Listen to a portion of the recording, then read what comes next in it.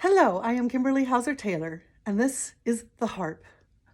Today I'm going to do a video for you on all the different ways, most of them anyway, that you can articulate and different sounds you can get on a single string. I've chosen for today's video the string that is the G just above middle C. Different ranges of the harp, the strings respond differently, so this is probably what I'm doing here is going to be true for all strings relatively. So this is the string I'm going to be using relatively in this area. Like you can't quite see how far low my left hand's going, but it's about the mid-range of the instrument. As you go lower and higher on the instrument, there is changes in how the strings respond because of the fact that they are longer or shorter. Let's see here. I want to make sure you can see my hand. Yeah, okay. It's white. It's like a ghost. It's a ghost hand. Okay. So for the first thing I'm going to demonstrate, it's going to be the different ways that the finger is articulated, both with the finger and the wrist and the arm. The very first thing, the most basic gesture, is to take the finger, and when you pluck, you pull it into the hand flat. See, it actually touches here. Just pull in flat. However, pulling in flat like that will build tension in the hand. So what's happened is that there's different ways that harpists have developed that helps their hands to relax. So the one I was taught is just a simple back from the wrist that helps pull the finger off like that. Probably did it the first time I demonstrated this. The second way is to articulate by lifting the wrist like that, lifting away. And then there are those who articulate, they actually move the whole arm away, but don't move the wrist so much. All are valid ways of playing. I'm happiest with the back from the wrist because that's how I was taught. The next thing we have is locations on the string. The middle of the string is the primary playing area. There's no reason for it to be indicated. It's just the normal position. I'm gonna get tired of this G string by the time we're done, but anyway. But there are actually three playing positions on the string that can be indicated. The first is the normal. The second is what's called bas dans les cordes, French, and it's often abbreviated as BDLC, and it means low on the string. Playing a little lower on the string dries out the sound a bit, gives a more precise pitch, and it is useful for playing passages that you want to stay clean, particularly lower down. You don't use BDLC much in the upper registers of the harp because as you get down, there's just not as much strings, basically as much string space to create much of a difference. Now, all the way down at the very bottom of the string is the près de la table. And notice how it has a completely different timbre than the position normal.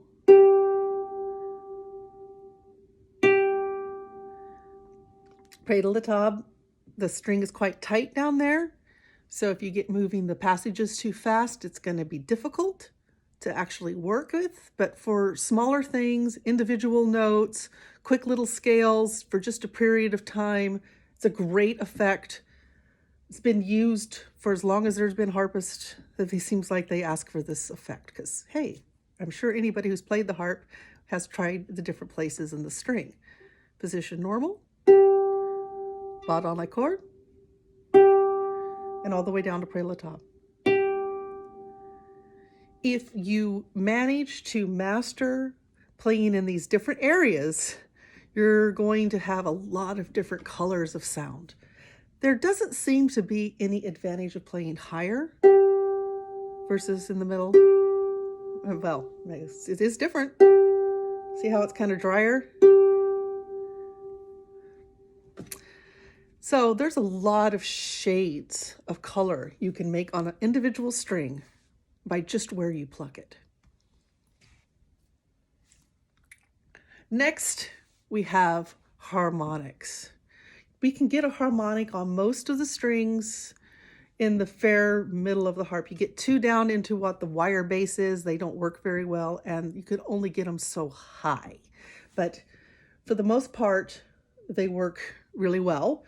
And the common one is the harmonic at the octave. That was a really crappy one. There's a good one. Do another one maybe to get a nice one. However, it is a string, and if you can divide it, you might be able to get a different one. See, there's one there. And that one.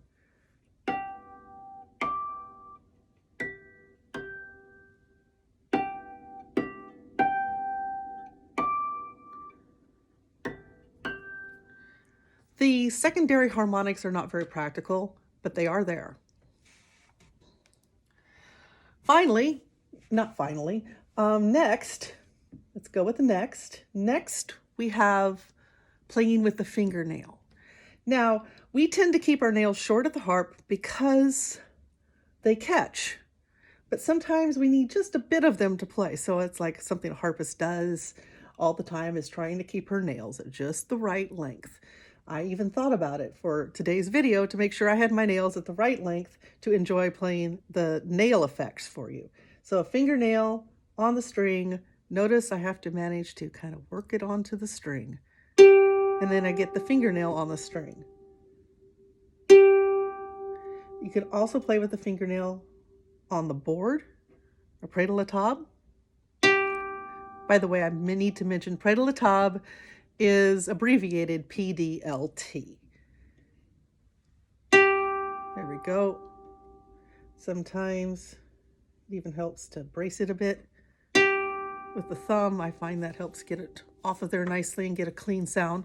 You don't want to write multiple note scale passages or arpeggios in fingernail effects. It is a individual tone special effect. You can get 2 at the same time, maybe 3 if they're closely grouped, but then it gets kind of difficult.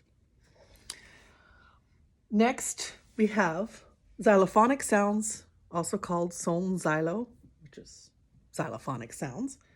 For this one, you do use your left hand to just touch and hold the very bottom of the string so that when you pluck, it deadens it. And you get that sound. I love this effect. I use it in my compositions because it's fun. So you play the same with one hand, but hold with the other.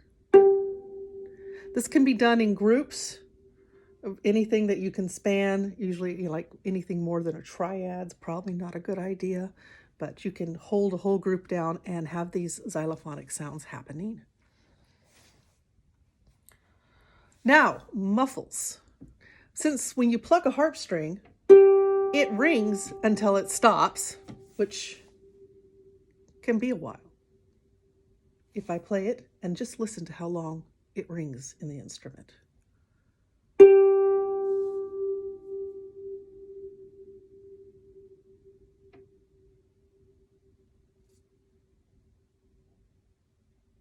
So you can imagine that when you get lots of notes playing, sometimes they become muddy and unclear, or there's a tendency to buzz because the string is vibrating. So what we do is we muffle. And with the individual finger on a string, there's different ways you can muffle. The first way is to come right back on the string that you just plucked with the finger you just plucked it with and stop it. However, even with that stop, notice that the instrument's still ringing. The second way is to muffle it as you go on to another string using the back of your knuckle. So you play, you move up a string, and you use your knuckle to stop it.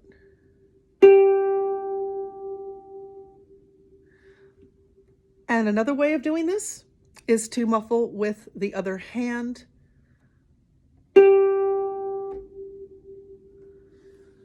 It's not as precise, and sometimes though it's great for getting a lot of them at one time.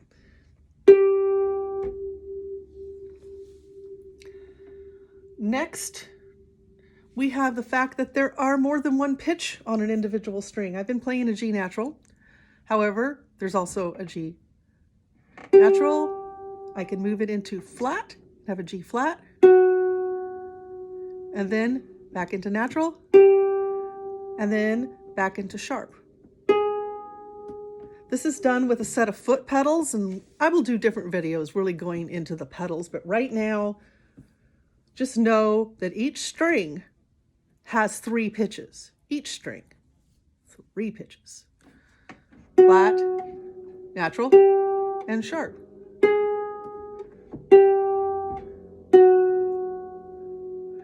So having a flat on, say for instance, the note G, and a natural on the note G, and a score in the same chord is not going to work too well for us because the G's are set in either the flat, the natural, or the sharp.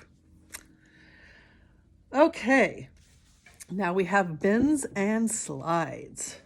This is my last category. So to bend the pitches, we can bend by, there is a space here between the where the peg is and the nut before it goes into the string threads into the mechanism. So what we do is you can get in here with your thumb and push after plucking, and you can bend. This is better on smaller strings. It takes a lot of strength to bend a string with your finger. And once again, you're going to probably want to bend only 1 or 2 at a time. The other thing is the pedal slide. This again, remember how I had the flat, the natural, and the sharp? Well, if I move the pedal without replacing on the string, the pedal will articulate the pitch for me and it slides it. So that was from flat to natural. Here's from natural to sharp. Here's from sharp to natural. From natural to flat.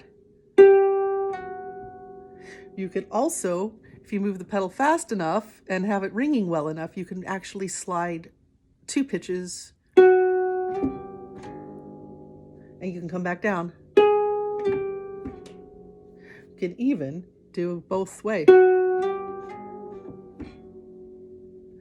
So there is a lot of different colors and effects that can be done with an individual finger on a string, just one string, and knowing how to engage the pedal.